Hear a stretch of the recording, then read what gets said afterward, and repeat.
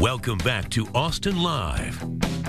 Need some tips for holiday tipping? Consumer Reports did a survey of who's getting tipped the most this Christmas. 59% of housekeepers will get money or a present.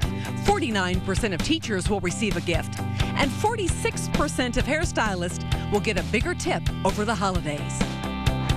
So looking at those numbers, Consumer Reports says about half of us tip over the holidays, which of course means half of us don't. So we invited Sharon Schweitzer, an etiquette expert, to come in and kind of help us out with this. And it's kind of a minefield. You don't know what's appropriate, who to tip, how much. So what's a good rule of thumb? A good rule of thumb is to provide the equivalent of one session or one visit for that particular service provider. So in other words, if your haircut costs $50, you should tip $50 on top of paying for your haircut when you go like in the month of December. Yes, anytime between Thanksgiving and New Year's. Okay, so you have a little bit of a window there if you start to get a little bit crazy. And you know what, with a few other guidelines, I want you to take a look at these graphics that we found, because Emily Post, of course, another big etiquette expert, and she kind of goes exactly with what you're saying, Sharon. She says for your regular babysitter, tip an evening's pay. For a housekeeper, 1 week's pay. For a hairstylist, just like you said, one salon visit or the equivalent of, and a personal trainer, what you would pay for one session. But you know what, when I'm looking at that can really add up to a lot of money, and a lot of people really don't have extra cash over the holidays. So if someone can't afford to give money, what would you recommend?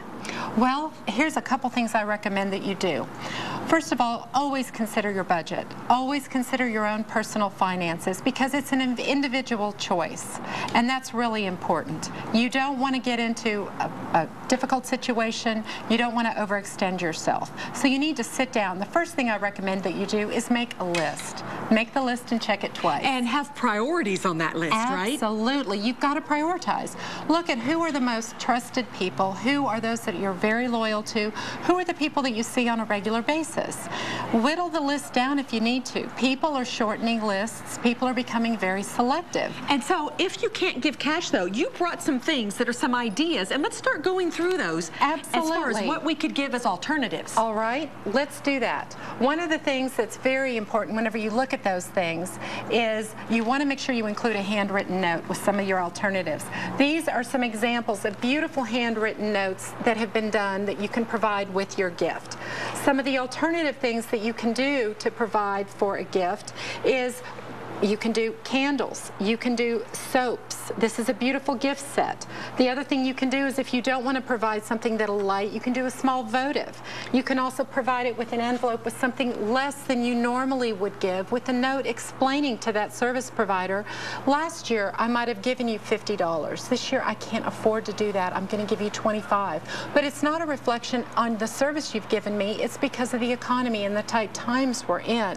And you know, I think a lot of people would also like to give maybe something that is homemade. Like I see you have a lot of different food items down here, and some really cute cookies and other things. So many different options if you're looking for ways to really show someone that you're thankful for their service, but maybe you just can't afford to give what Emily Post and Sharon might say is a typical guideline. Jason? All right, Betty, please don't whittle me off the list.